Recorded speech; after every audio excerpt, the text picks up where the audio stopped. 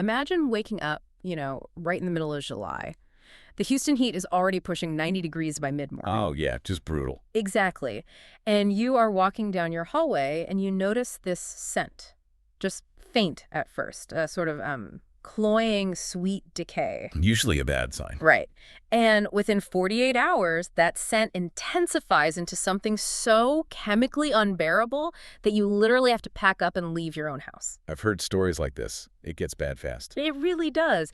And the culprit, well, a homeowner saw a small hole in their exterior siding, grabbed a can of expanding foam, and confidently sealed it right up. Oh, no. Yeah, totally unaware they had just trapped a live raccoon inside their wall cavity to die. I mean, we all walk around with this comforting illusion that our homes are these impenetrable fortresses. You close your front door, turn the deadbolt, and just assume nature is officially outside. Which is, frankly, a profound underestimation of biology.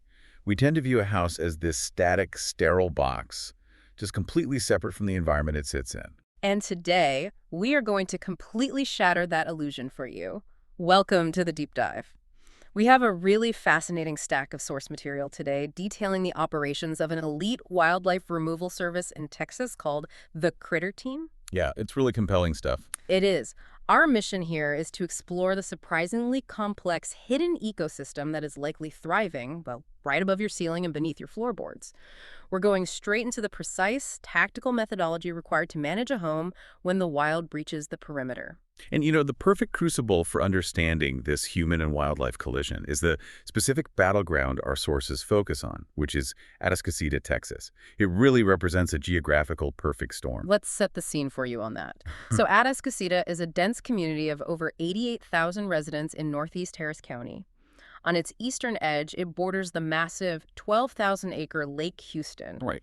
So you have this rich, intensely humid intersection of piney woods, bayous, and lakefront lots.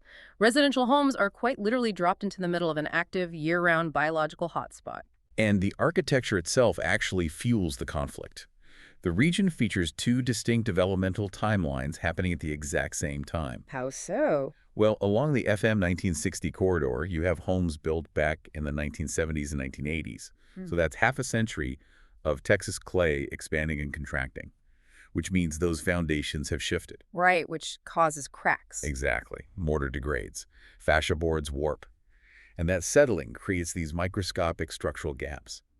But then, barely a mile away, you have entirely new master plan neighborhoods like Eagle Springs, Fall Creek, and Balmoral. Okay, let's unpack this. Humans essentially moved in and gentrified the forest. We brought in bulldozers, flattened the native timber, poured thousands of concrete slabs, and built these gorgeous subdivisions. Yeah. But the original wildlife tenants didn't just, pack their bags and migrate to a different county. They adapted. Instead of riding out a hurricane in a hollowed-out oak tree, they moved upstairs into our attics, our garages, and crawl spaces. We essentially gave the local wildlife premium, climate-controlled real estate upgrades. That's exactly it. And because these animals are now deeply entrenched inside human architecture, traditional pest control methods fail spectacularly. I mean, managing them requires a level of tactical precision, discipline, and systemic problem solving that closely mirrors a military operation. Which brings us perfectly to the operational DNA of the company we are analyzing today. The Critter Team was founded in 2015 by Mike Garrett, a 20-year United States Army veteran. Quite the background for wildlife control. It really is. It's a veteran-owned business operating 24/7, including holidays, and they exclusively utilize their own in-house technicians. Like, they absolutely refuse to use subcontractors, which gives them total operational control. That's a huge detail. Yeah, and they hold a 4.5-star Google rating and a BBB rating. But I have to ask, and I am sure you are wondering this too, does a 2-decade military background really translate to evicting squirrels from an attic? I mean, it sounds a bit like bringing a tank to a water balloon fight. What's fascinating here is that wildlife removal, when executed at the highest possible level, is entirely about doctrine and sequence. Okay, I'm listening. You are managing live, highly unpredictable, often dangerous variables inside someone's primary residence. And the Critter Team proves this through a really rigid, 5-step humane process.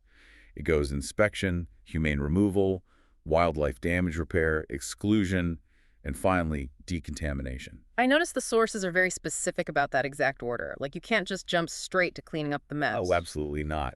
If you alter the sequence, the entire operation just collapses. Wow, really? Yeah, inspection maps the infiltration routes, removal extracts the target without causing secondary damage. Then, damage repair fixes the chewed wires and torn ducts.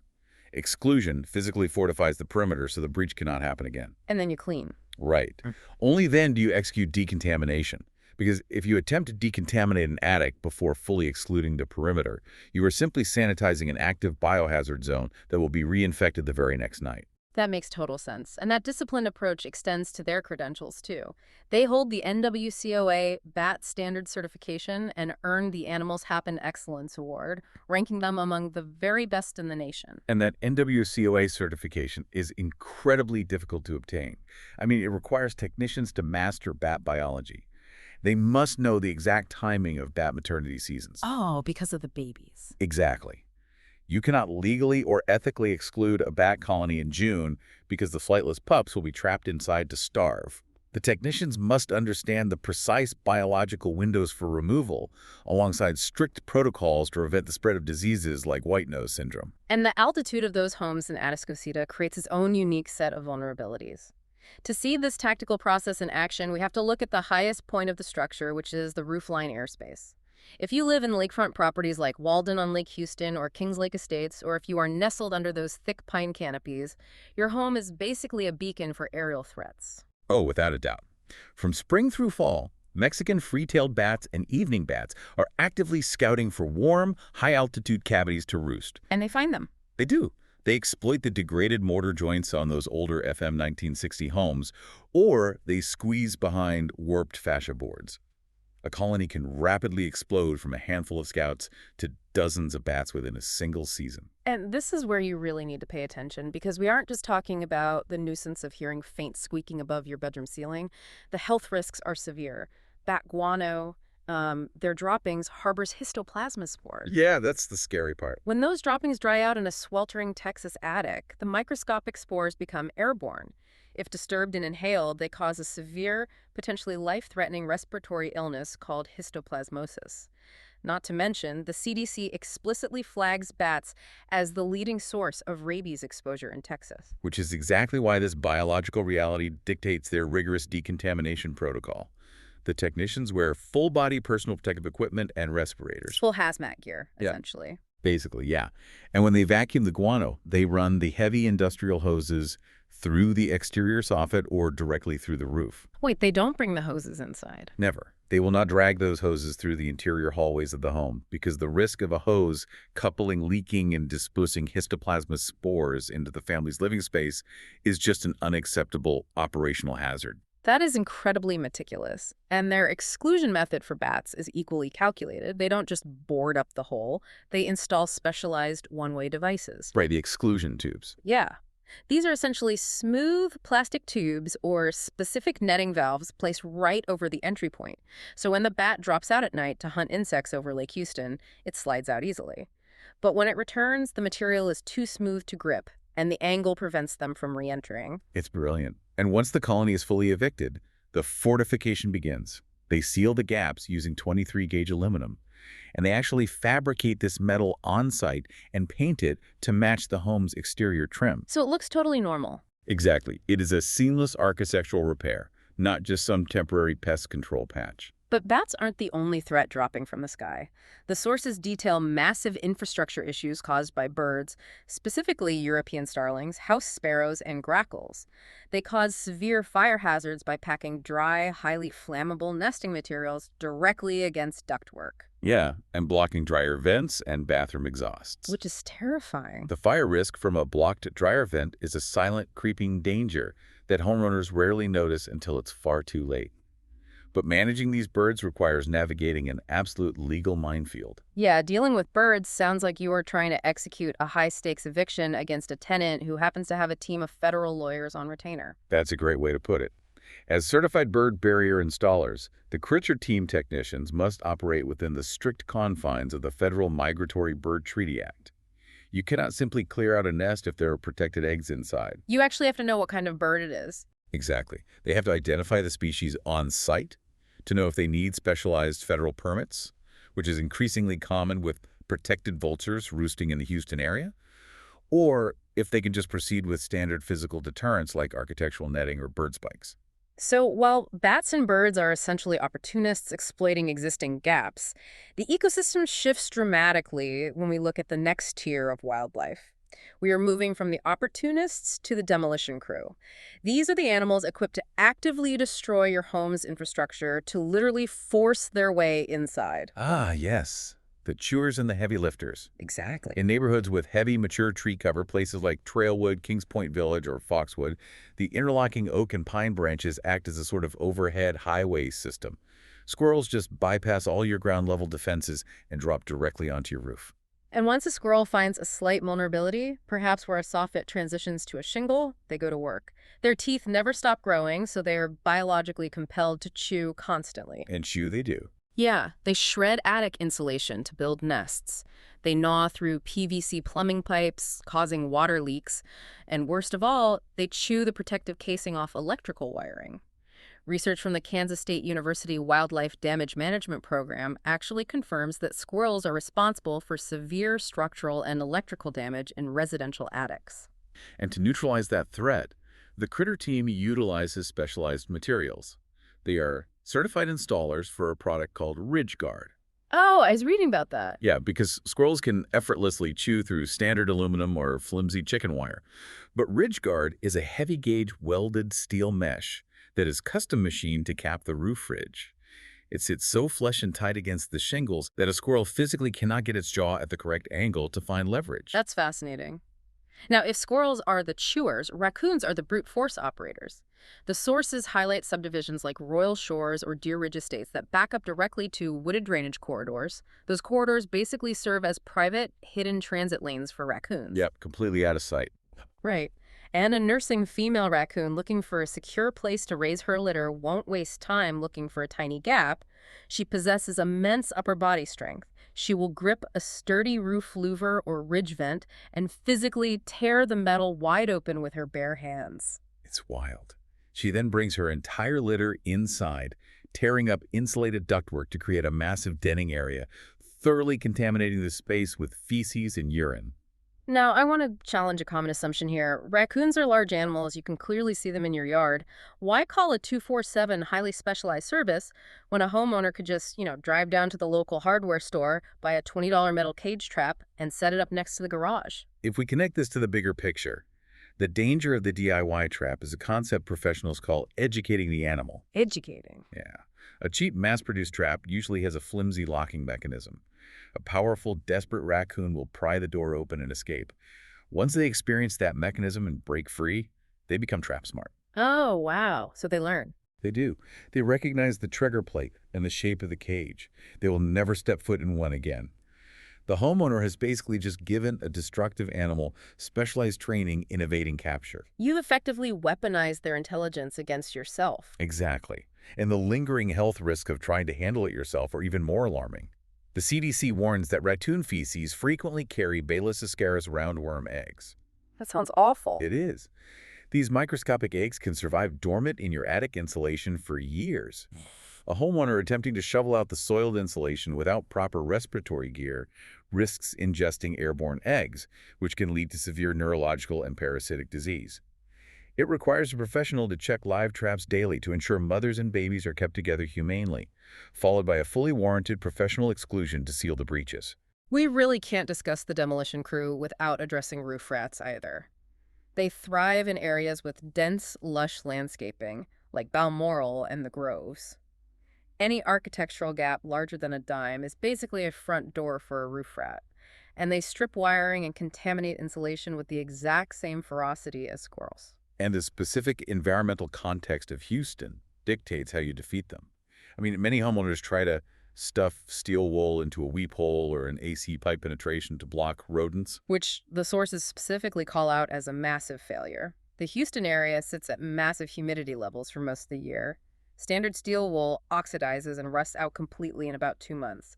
It literally crumbles into dust. Yeah, the environment violently rejects the wrong materials. That's why the critter team uses copper or stainless steel mesh, specifically because those metals will not corrode. That makes a lot of sense. And when a rat attempts to chew through a copper mesh barrier, the sharp metal fibers physically cut into their gums, forcing them to abandon the entry point entirely. It's a permanent, localized solution. And all this activity in the roofline airspace in the attic creates this cascading biological chain reaction. The noise, the scent, and the presence of these animals draw entirely different, sometimes far more dangerous threats right down to the foundation of your house. It forces a very complex ground game. It perfectly illustrates an interconnected food web. The presence of a prey species inevitably pulls predators right across the boundary of the property. Texas Parks and Wildlife Department data shows a massive surge in the spring and summer of copperheads, cottonmouths, rat snakes, and green snakes moving through residential lots, particularly near the water sources of Lake Houston. And occasionally, these snakes find their way inside the living areas. And this reveals a crucial biological truth from the source material. Snakes have absolutely no interest in human architecture. Really? They don't want the AC? No, they are driven by three biological imperatives: hibernating, eating, and mating. They do not want to be in your hallway. So why are they there? Well, if a snake breaches the interior of a home, it means a thriving food source is already established. The snake is simply tracking the scent trail of the roof rats or the mice that have already colonized the wall cavities. The only permanent way to prevent venomous snakes from entering the home is to aggressively seal the foundation and completely eliminate the hidden rodent population.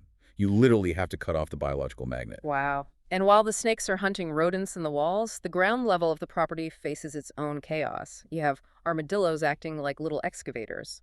Texas A&M AgriLife Extension notes that as heavy construction pushes armadillos out of their natural burrows, they migrate to irrigated suburban lawns, turning them into cratered moonscapes overnight as they dig for grubs. You also have skunks, which frequently den under concrete soups or wooden porches where soft mulch provides easy digging.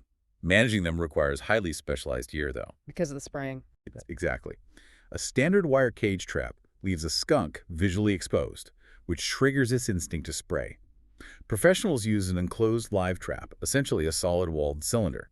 Because the skunk cannot see out, and because the tight space prevents it from fully raising its tail, the biological trigger to spray is completely neutralized. Which is vital, because skunks are a primary carrier of rabies in Texas. You really do not want an amateur handling an angry, exposed skunk. Yeah. And you also have opossums, nocturnal scavengers that the sources vividly describe as leaving chihuahua-sized droppings on your roof.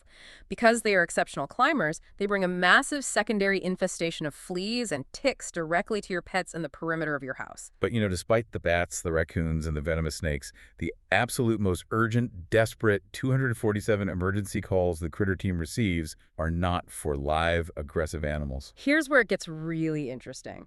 The ultimate DIY disaster, the absolute worst-case scenario for any homeowner, is the dead animal call. It is a compounding structural nightmare. We mentioned the homeowner earlier who sprays expanding foam into a hole. They think they're being proactive. They bypass the inspection phase, ignore the removal phase, and jump straight to a DIY exclusion. Why is that specific action so catastrophic? By sealing a breach prematurely, without utilizing one-way doors or physically confirming the cavity is empty, the homeowner traps a wild animal deep inside the architecture.